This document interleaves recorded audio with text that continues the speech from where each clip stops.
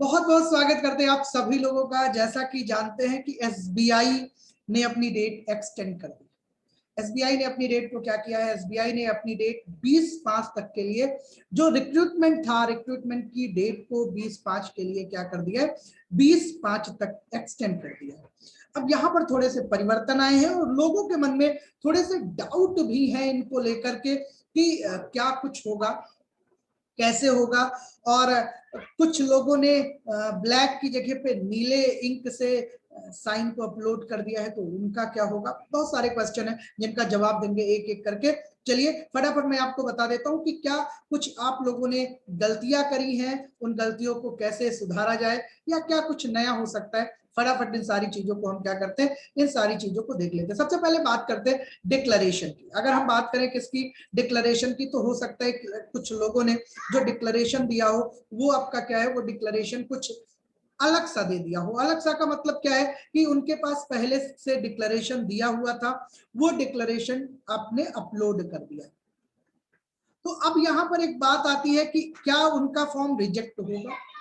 अब ये कंसीडरेशन का विषय है, लेकिन हमेशा याद रखिए अगर आपके फॉर्म में ये आ जाता है कि फॉर्म सबमिटेड सक्सेसफुली, तो इसका मतलब है कि आपका फॉर्म एक्सेप्ट कर लिया है, वो रिजेक्ट नहीं होगा। लेकिन यहां पर थोड़ा सा परिवर्तन दिया है, और अगर आपने लास्ट डेट यानी आपका जो एज है वो लास्ट चल रहा है, 28 चल रहा है, आपके पास मौका एक ही है, तो आप इस फॉर्म को क्या कर सकते हैं, फिर से भर सकते हैं। ये आपके लिए एक सेफ जोन होगा कि आप इसको क्या करिए, एक बार पुनः भर दीजिए। ठीक है, चलिए अगली बात करते हैं हम।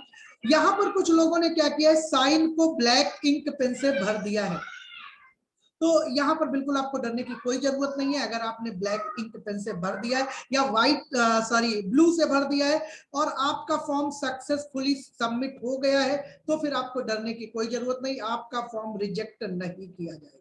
आपका फॉर्म रिजेक्ट नहीं किया जाएगा। लेकिन फिर भी डाउट होता है, यार वहां पर ब्लैक कहा गया है और यहाँ पर हम ब्लू के साथ जा रहे हैं, तो कैसे क्या होगा। तो इसके लिए मैं आपको एक बात बता देता हूं दोस्तों, कि अगर आपके मन में थोड़ा सा भी डाउट है तो आप रीफॉर्म को भर सकते हैं।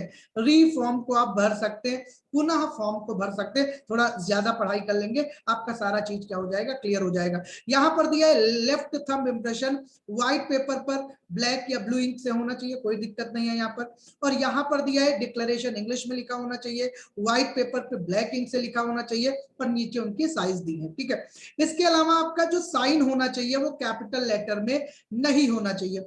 लेकिन मैं फिर से बता रहा हूं, अगर आपका फॉर्म सक्सेसफुली सबमिट हो गया है तो आपके रिजेक्ट होने के चांस केवल 1% है, आपका फॉर्म रिजेक्ट नहीं होगा। लेकिन फिर भी डाउट है तो आपके पास एक ऑप्शन खुला हुआ है, वो ऑप्शन क्या है, आप फिर से क्या कर सकते हैं, आप फिर से आप फिर से फॉर्म को फिल कर सकते हैं। यहां पर देखिए एक डाउट था ईडब्ल्यूएस को लेकर, वहां पर लिखा था कि लास्ट डेट के पहले आपका क्या होना चाहिए, लास्ट डेट का पहले का ईडब्ल्यूएस होना चाहिए, लेकिन उसको भी यहां पर सुधारा गया है और अब कहा गया है कि EWS candidate are required to produce for verification the income and asset certificate for the relevant financial year, उस पर्टिकुलर फाइनेंशियल ईयर का होना चाहिए। मतलब अब आपको ये एक छूट मिल गई है कि उस डेट के पहले का नहीं, उस पर्टिकुलर फाइनेंशियल ईयर का होना चाहिए। और यहां पर एक बात और कही गई है कि extension time of production of income, यानी आपका जब डीवी हो रहा होगा,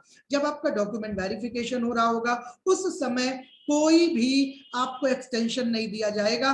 डीवी डॉक्यूमेंट वेरिफिकेशन के पहले का अगर आपका है इनकम सर्टिफिकेट तो वो मान्य होगा, लेकिन डीवी के बाद आपको कोई भी छूट नहीं दी जाएगी। और डेट आपकी 20/5 तक हो गई है, तो आप फिल कर सकते हैं, डरने की कोई बात नहीं है। अगर आपका फॉर्म सक्सेसफुली सबमिट हो गया है, सारी चीजें आपने थोड़ी बहुत गलतियां भी करी हैं, सक्सेसफुल सबमिट है, तो आपका फॉर्म एक्सेप्ट किया जाएगा। लेकिन फिर भी अगर मन में डाउट है, अगर आपको लगता है कि नहीं हमारी एक ही चांस है, या लास्ट चांस है, तो आपके पास एक दरवाजा खुल गया है, और वो क्या है कि आप क्या करें, फॉर्म को रीफिल कर दें, फिर से फिल कर दें। ठीक है, तो ये आपकी बातें हैं, और बहुत बहुत धन्यवाद। अगर आपके मन में फिर भी कोई डाउट आता है तो आप हमसे पूछ सकते हैं।